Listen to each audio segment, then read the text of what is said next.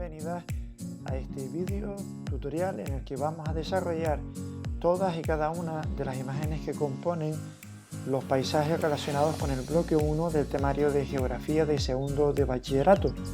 Pero antes de meternos en materia y ver directamente esas imágenes del paisaje que se nos proponen, vamos a hacer un pequeño repaso sobre la teoría que debemos emplear para describir y caracterizar a nuestros paisajes.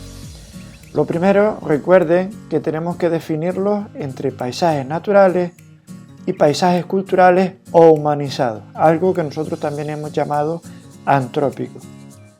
Los paisajes naturales son aquellos que reúnen elementos de lo que conocíamos como elementos abióticos, es decir, elementos sin vida. Recuerden que junto a esto también los había bióticos, que son los elementos con vida, y los que veremos más tarde, que son los elementos antrópicos, aquellos que están vinculados con la actividad humana. Los paisajes naturales se pueden caracterizar en tres tipos. Según su morfología, pueden ser montañosos, llanos o costeros, y según su variedad climática tenemos los diferentes rangos climáticos de España: oceánico, mediterráneo, canario y de montaña. Se pueden más o menos caracterizar según las palabras. El Mediterráneo, pues ya entenderán que es toda esa costa, desde Cataluña, la Comunidad Valenciana, Murcia y parte de Andalucía. El Canario, el que nos corresponde a nuestra franja en medio del Atlántico. El de montaña es todo aquel que está por encima de los 2.000, 2.500, 3.000 metros, dependiendo de la zona donde nos encontremos. Y el oceánico, que es toda la franja que queda en la península interior y hacia el norte, incluyendo también el continental. Por último, también lo podemos caracterizar según la cobertura. La cobertura es el índice de masa vegetal que aparece en un sitio.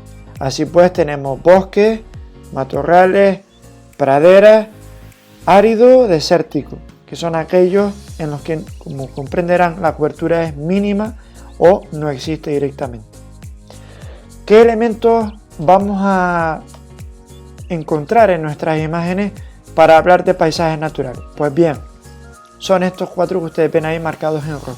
El primero, elementos del relieve y la lista de los que nos podemos encontrar: cordilleras, montañas, picos, roques, volcanes, conos, calderas, coladas, que son las lenguas de la lava a la salida del volcán; piroclasto, que es lo que conocemos como picón, aunque de un tamaño un poquito más grande; la ceniza volcánica, que es el picón propiamente dicho; los malpaíses, que son esas agrupaciones de picón; laderas, cumbres, laderas, escarpes, riscos, valles y barrancos. Sabemos que nosotros no tenemos valles como tal en nuestro archipiélago y por eso aquellos elementos que tengan las características de valle en Canarias los denominamos barrancos.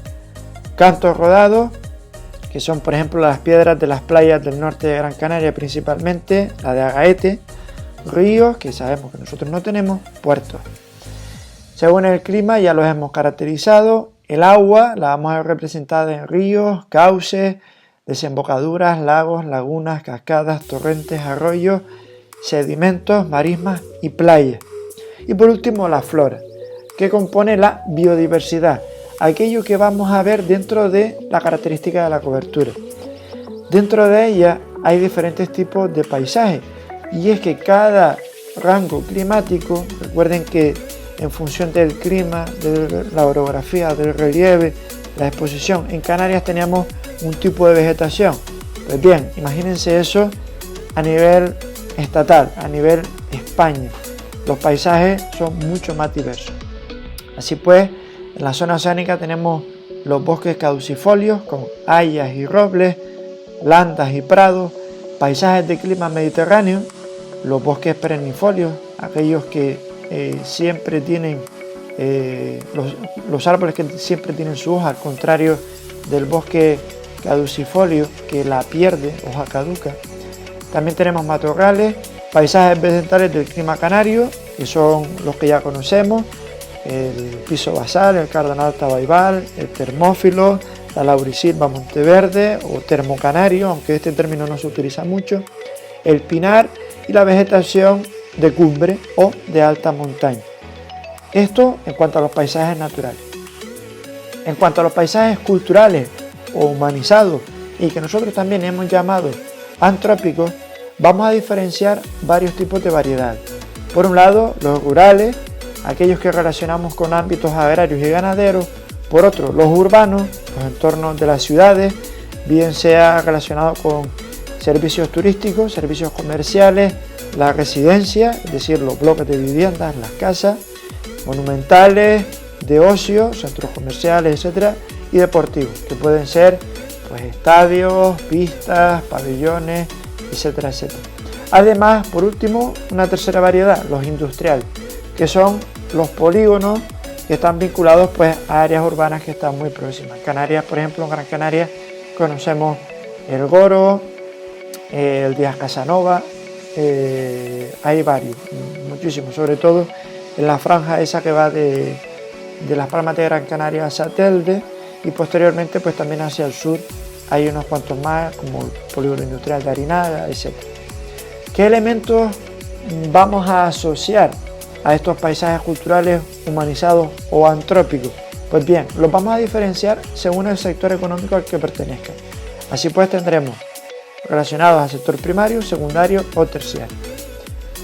Vinculados a la actividad del sector primario, tendremos campos abiertos, que también se conocen como open field, o cerrados, es decir, marcados por una linde, un límite puesto por el ser humano. Las parcelas, que pueden ser minifundios o latifundios según el tamaño, huertas, cultivos que pueden ser de regadío o de secano. Recuerden que aquellas de regadío son las que tienen un aporte de agua por parte del hombre, y las de secano son aquellas que recogen el agua que viene de la lluvia. Bancales, que son aquellas estructuras mediante las cuales construíamos en las laderas de las montañas, también conocidas como terrazas. Las erias, paisaje propio de Lanzarote, que es cultivar en huecos en la tierra, parcelas, dehesas, repoblaciones, mecanización para la obtención del producto del cultivo, para regar, etc.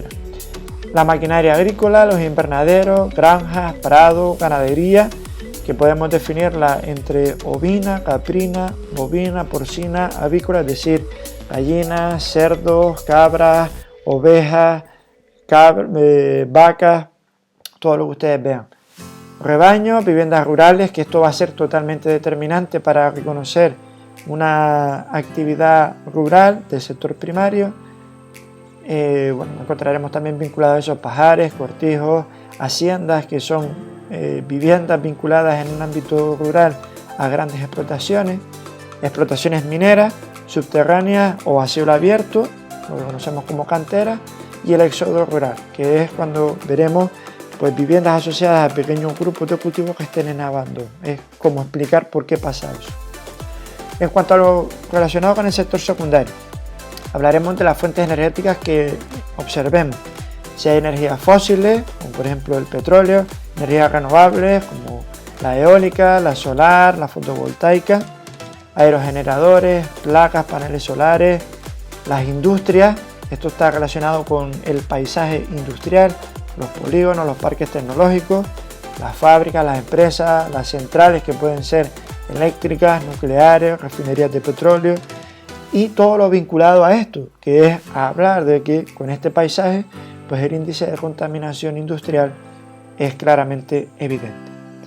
Les recuerdo en este punto que estos son elementos que debemos reconocer para hablar de un paisaje pues definido como natural, que veíamos antes, o cultural o humanizado. Por último, y para terminar, las actividades del sector terciario. Hablaremos en este punto del poblamiento, que puede ser concentrado, como por ejemplo en una ciudad, o disperso, que es lo que podemos encontrar en Canarias, por ejemplo, en nuestras montañas.